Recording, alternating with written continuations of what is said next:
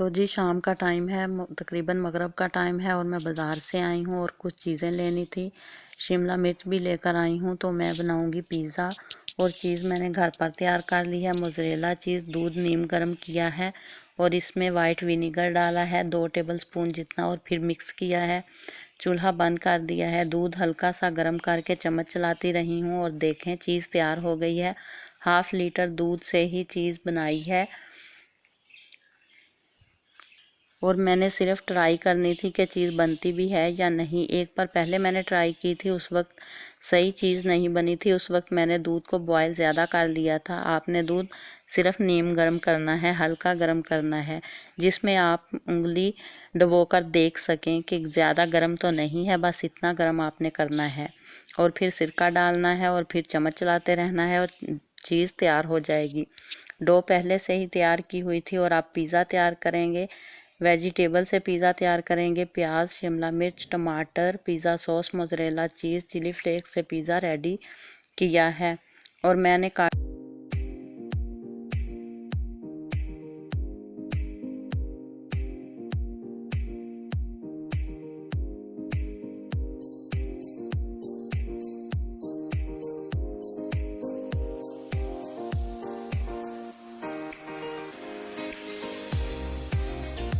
कर पहले ही चेक कर लिया था और एक पीस हमने खा भी लिया है। और फिर मुझे याद आया कि आपको भी तो दिखाना था, इसलिए एक पीस पिज़्ज़ा में कम है और एक छोटा पिज़्ज़ा भी बनाया है। बहुत ही मज़े के पिज़्ज़े तैयार हुए हैं। आप बताइएगा कि कैसा पिज़्ज़ा बना है। और जी अब है नेक्स्ट मॉर्निंग, जुमा का दिन स्टार्ट हो चुका है अल्हम्दुलिल्लाह। आप सबको जुमा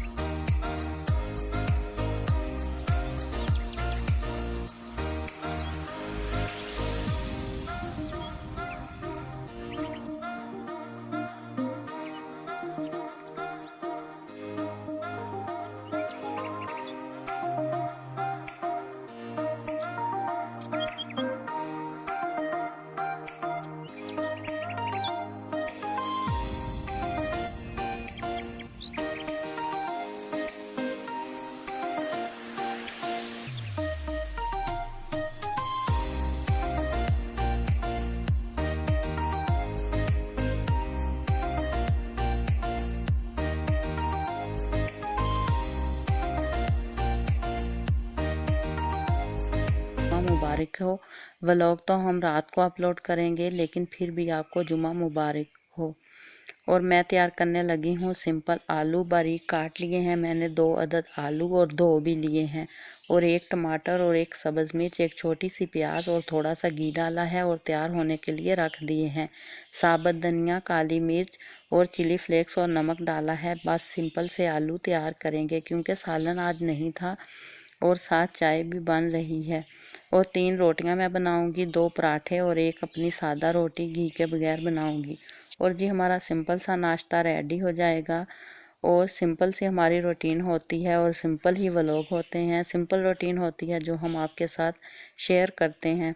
जो कुछ हम खाते हैं, जो कुछ हम बनाते हैं, आपके साथ भी शेयर कर देते हैं। और जी अब मैं धोने लगी हूँ बर्तन।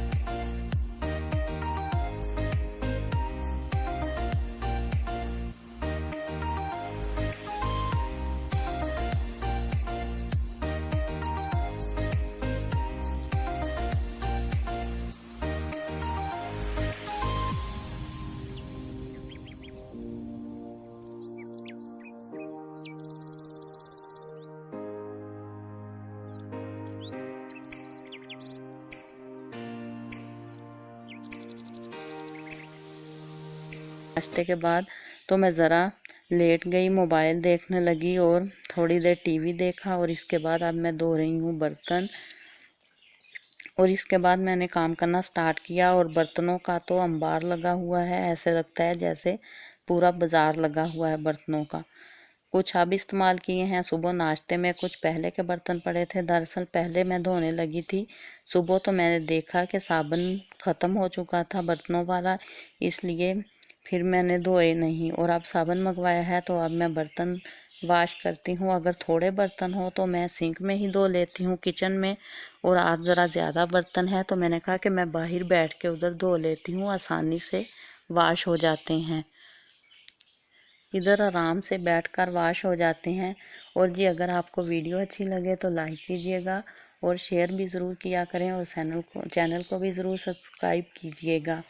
और जब मैं बर्तन धोने लगी थी तो इससे पहले ही मैंने आलू बॉयल होने के लिए रख दिए थे, और मैं आज आलू की टिक्की बनाऊंगी। कुछ लोग आलू के कबाब भी कहते हैं।